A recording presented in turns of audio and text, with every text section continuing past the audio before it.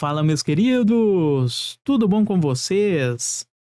Sejam todos bem-vindos a mais um vídeo do canal e hoje dando início ao estudo de ética profissional para o concurso nacional unificado.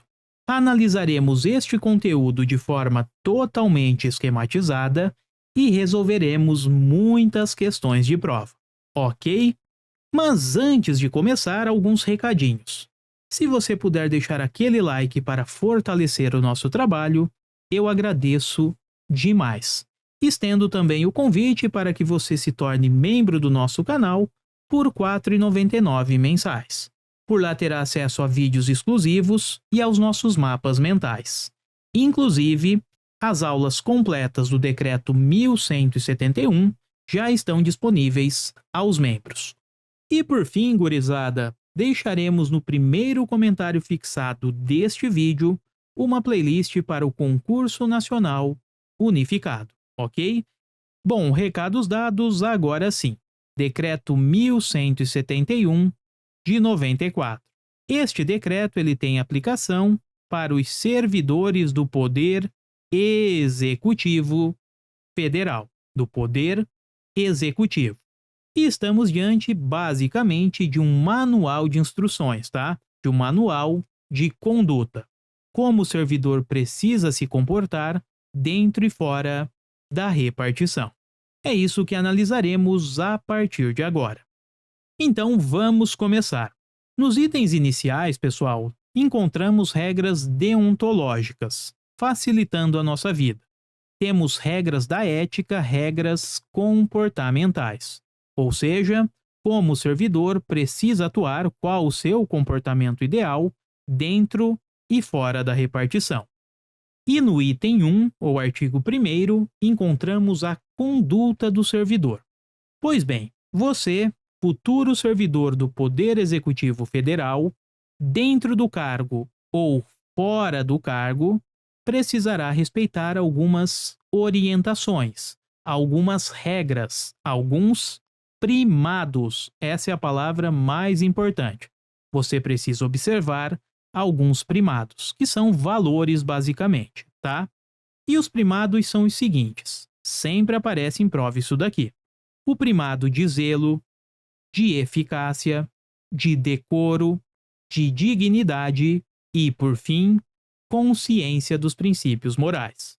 Então, no exercício do cargo, ou seja, dentro da repartição, ou ainda fora, aqui é importante, ó, fora do cargo, fora da repartição, você precisa obrigatoriamente respeitar estes primados aqui: zelo, eficácia, decoro, dignidade e consciência dos princípios morais. E para que você não esqueça mais, temos um macete por aqui. Servidor, atue de acordo com o Zé dedico, ou seja, pessoal, o Z remete a zelo, o E a eficácia, o D vamos associar a decoro, o D a dignidade e o CO a consciência dos princípios morais. Portanto, aqui temos os primados, os princípios, os valores que devem orientar o servidor público, seja no exercício do cargo e também fora do exercício do cargo. Maravilha? Tranquilo? Memorizem isso porque sempre aparece em prova. Por sua vez, atuando de acordo com estes primados, estará preservando a honra e a tradição do serviço público. Vejamos o item 1, tá? A literalidade do decreto. A dignidade, o decoro, o zelo, a eficácia e a consciência dos princípios morais são primados maiores que devem nortear o servidor público, seja no exercício do cargo ou função ou fora dele, já que refletirá o exercício da vocação do próprio poder estatal. Seus atos, comportamentos e atitudes serão direcionados para a preservação da honra e da tradição dos serviços públicos. Foi tudo o que analisamos no mapinha ao lado. Vamos agora para o item 2. Bom, galera, o servidor, além de atuar de acordo com os primados, precisará, durante a sua atuação, ser sempre ético, ou seja, ele precisa ser sempre honesto. Sendo assim, o item 2 nos diz o seguinte: o servidor não poderá desprezar o elemento ético de sua atuação. Inclusive, terá que fazer várias decisões entre o legal e o ilegal, o justo daquilo que é injusto, o conveniente do que é inconveniente, o oportuno do inoportuno e, principalmente, o que é honesto daquilo que é desonesto. Essa é a ideia. Atuando dessa forma com honestidade e fazendo todas estas distinções, ele estará agindo de acordo com o LIMP, com os princípios da administração pública que encontramos lá no artigo 37 caput da Constituição. Estará atuando de acordo com o princípio da legalidade, impessoalidade, moralidade, publicidade e eficiência. E mais, né, pessoal? Diante da ética do servidor, diante de sua honestidade, ele estará sendo probo. Sendo assim, não estará praticando improbidade administrativa. Até porque eventuais atos de improbidade administrativa podem ensejar a suspensão dos direitos políticos, a perda da função pública, a indisponibilidade de bens, o ressarcimento ao erário e até mesmo, se for o caso, uma ação penal cabível. Ok? Essa é a ideia. Então, servidor, não despreze nunca o elemento ético durante a sua atuação. Decida entre o legal e o ilegal, justo do injusto, conveniente do inconveniente, oportuno do que é inoportuno e, principalmente, aquilo que é honesto do que é desonesto. Sendo assim, temos a literalidade do item 2 na tela. O servidor público não poderá jamais desprezar o elemento ético de sua conduta. Assim, não terá que decidir somente entre o legal e o ilegal, o justo e o injusto, o conveniente e o inconveniente, o oportuno e o inoportuno, mas principalmente entre o honesto e o desonesto, consoante as regras contidas no artigo 37 caput. O 37 caput fala do LIMP destes princípios aqui, e parágrafo 4º da Constituição, que traz as consequências da prática de improbidade administrativa. Maravilha? Tranquilo? Com isso, fechamos os 2 itens iniciais. Item 3 agora, antes das questões. Vamos falar de moralidade administrativa, ou moralidade da administração pública. Pessoal, para que consigamos chancelar aquele ato como moral, com o selo da moralidade, o servidor precisa preencher algumas condições. Basicamente, é uma receita de bolo com 2 ingredientes. Primeiro ingrediente é o servidor analisar se o seu ato está de acordo com a legalidade ou é ilegal. A lei diz o seguinte: o servidor precisa fazer a distinção entre o bem e o mal, tá? Essa é a ideia por aqui. Mas se liguem, este é o primeiro passo, porque a lei fala o seguinte: a moralidade na administração pública não se restringe a diferenciar o bem e o mal. O servidor faz isso, sem dúvida, mas ele precisa ir além. Precisaremos aqui do segundo ingrediente da nossa receita. Ou seja, além de fazer esta diferenciação, esta distinção entre o bem e o mal, o servidor, durante a sua atuação, precisará perseguir sempre o bem comum, o bem-estar de toda a coletividade. Portanto, os atos praticados pelo servidor público, os atos praticados por você, devem ter como objetivo final sempre, tá?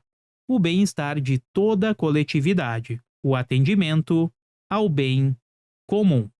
Apenas quando equilibrarmos estes 2 fatores, estes 2 ingredientes, aí sim, teremos a moralidade do ato. Então, o equilíbrio entre a legalidade do ato, que é o item de número 1, E a finalidade, item de número 2, possibilita a moralidade administrativa. Poderemos então olhar para aquele ato e falar: bom, este é um ato que atende à moralidade da administração pública. Maravilha? Tranquilo? Vamos ver agora a literalidade do decreto. Item 3. A moralidade da administração pública não se limita à distinção entre o bem e o mal, devendo ser acrescida da ideia de que o fim é sempre o bem comum. O equilíbrio entre a legalidade e a finalidade na conduta do servidor público é que poderá consolidar a moralidade do ato administrativo. Exatamente, pessoal, foi o que analisamos no nosso esquema. Seguindo um pouco mais, vejamos o item 4, que fala sobre a remuneração. Pessoal, o servidor público, a sua remuneração, é custeada pelos tributos recolhidos na sociedade. Então, são os tributos que ajudam a formar a composição desta remuneração. E estes tributos pagos na sociedade podem ser pagos diretamente ou de modo indireto. E mais, o próprio servidor, como integra a sociedade, estará contribuindo com a sua remuneração também, a sua remuneração e a dos demais servidores.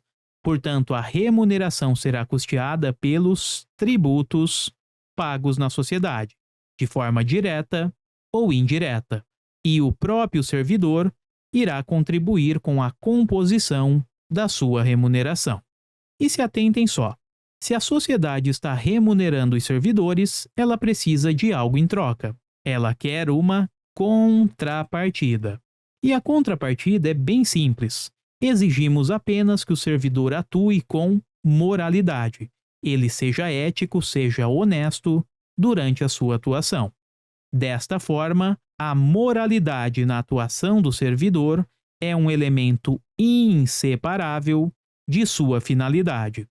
Explico melhor. O ato praticado pelo servidor deve encontrar amparo, deve ser guiado pela moralidade. Então, ele precisa ser ético. A ética, essa moralidade, é um elemento inseparável da finalidade do ato, ok? Então, se você quer praticar um ato, a finalidade, o objetivo principal daquela prática, precisa ter amparo, precisa respeitar a moralidade, ok? Essa ideia de honestidade. E ao atuar desta forma, o ato praticado será legal, ele estará moldado, ele erigiu-se com base na legalidade. Vamos ver agora a literalidade do item 4. A remuneração do servidor público é custeada pelos tributos pagos direta ou indiretamente por todos, até por ele próprio, e por isso se exige como contrapartida que a moralidade administrativa se integre no direito, como elemento indissociável de sua aplicação e de sua finalidade, erigindo-se como consequência em fator de legalidade. E para fechar este primeiro bloco, antes das questões, vejamos o item 5. Bom, o item 5 ele fala sobre o trabalho do servidor na comunidade, dentro deste contexto de sociedade. Pois bem, o trabalho realizado pelo servidor irá refletir o bem-estar da sociedade como um todo e também do próprio servidor público. Se liguem só, reflete o bem-estar da sociedade, porque teremos aqui, nesta sociedade, um serviço público de qualidade. Então a sociedade acaba sendo beneficiada, ok? E acaba refletindo no próprio servidor, porque este carinha aqui integra a sociedade. Se o serviço público prestado é de qualidade, o servidor, obviamente, será beneficiado, tá? Inclusive, o êxito do seu trabalho é o seu maior patrimônio. Afinal de contas, ele estará ajudando a formar um serviço público de qualidade. Então, recapitulando, o trabalho na comunidade refletirá o bem-estar da sociedade como um todo e do próprio servidor. E o êxito desse trabalho é o maior patrimônio do servidor público. Vejamos agora a literalidade do item 5. O trabalho desenvolvido pelo servidor público perante a comunidade deve ser entendido como acréscimo ao seu próprio bem-estar, já que, como cidadão, integrante da sociedade, o êxito desse trabalho pode ser considerado como o seu maior patrimônio, ok? Tranquilo? Bom, então é isso. Neste bloco analisamos os 5 primeiros itens do Decreto 1171 de 94. Vamos treinar agora com questões de prova e daremos continuidade ao assunto nos próximos vídeos. Vamos lá. Questão de número 1. Eu peço para que você pause o vídeo e na sequência voltaremos com o gabarito e uma rápida explicação teórica. 5 segundinhos.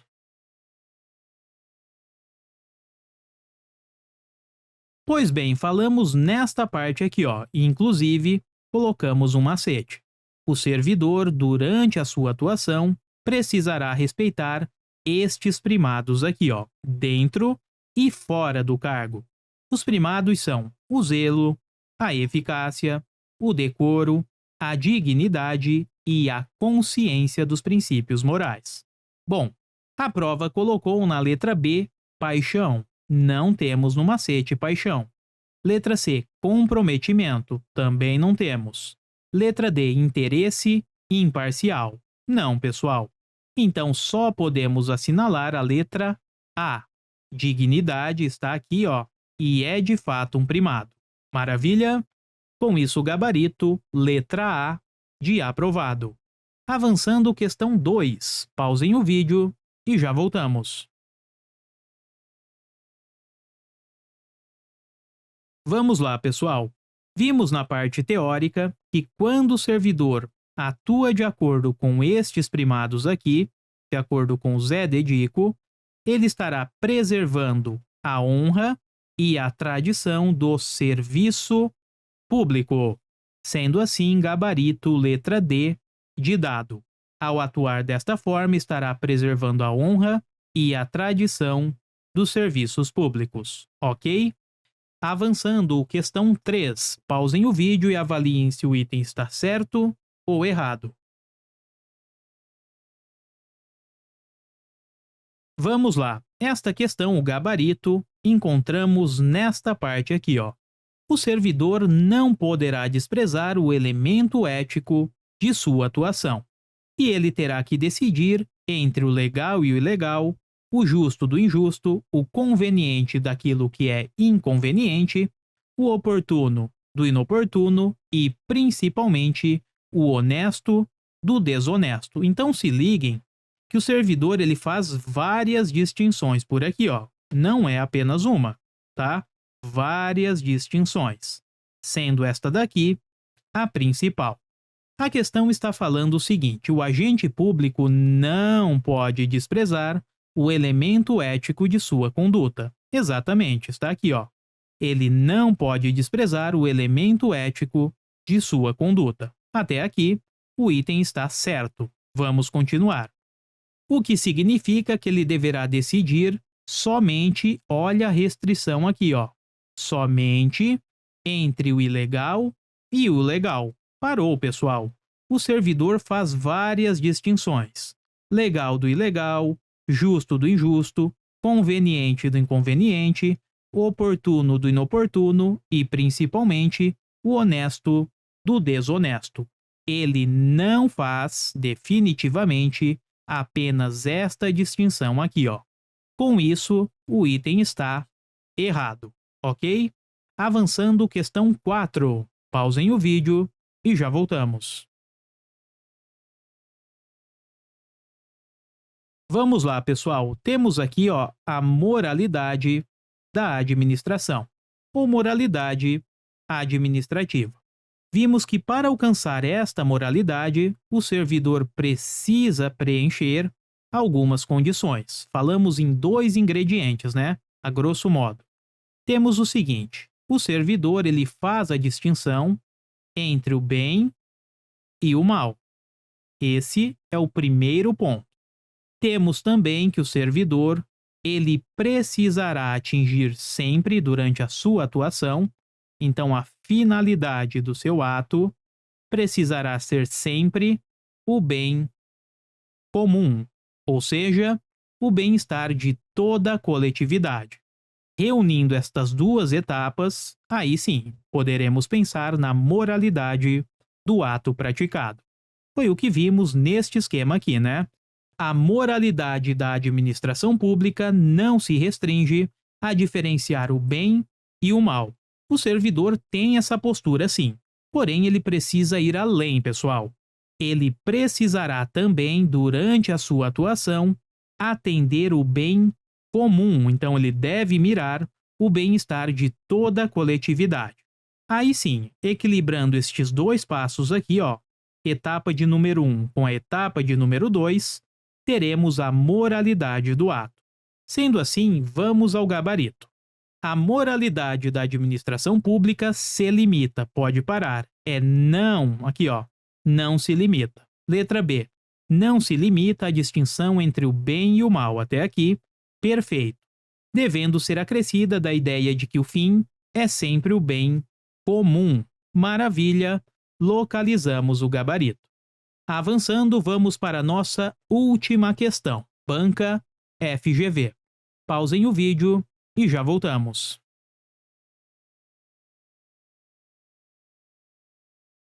Mais uma questão cobrando os princípios, os primados éticos.